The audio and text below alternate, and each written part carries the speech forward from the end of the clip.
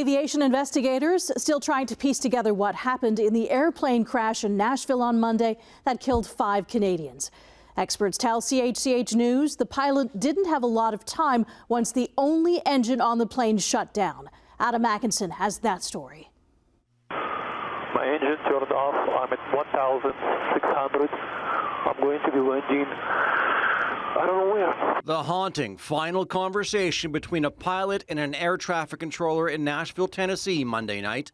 November 5 Alpha Tango, runway 2, cleared to land.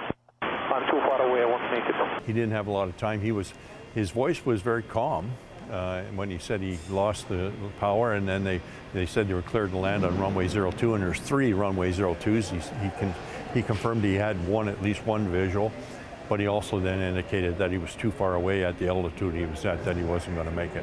Dave Rohrer, the CEO of the Canadian Warplane Heritage Museum and former regional manager with the Transportation Safety Board of Canada, says investigators will be looking at a number of factors in the crash that killed the pilot, another adult, and 3 children. Experience could be a factor here because my understanding is that he was about a 300-hour pilot, which is, it's a sizable amount of time, but it's not a career of flying. In video from Nashville, you can see the Piper airplane fly over the highway before crashing and bursting into flames. For reasons unknown, the aircraft descended and approached John C. Chun Airport and passed overhead at 2,500 feet.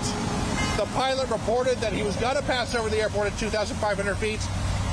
Very quickly thereafter, the pilot reported a catastrophic engine loss of power, or a loss of engine power, a complete loss of engine power. He was at circuit altitude probably, which means in the event of an engine failure, you don't have a lot of time to maintain control of the airplane. You have to set up a descent and glide the airplane.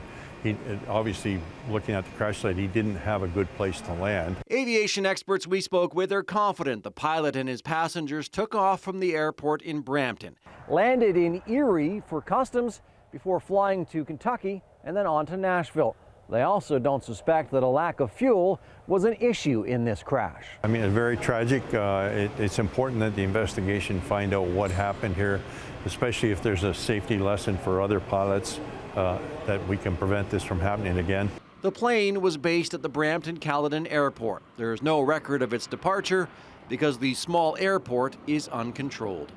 Adam Atkinson, CHCH News, Hamilton.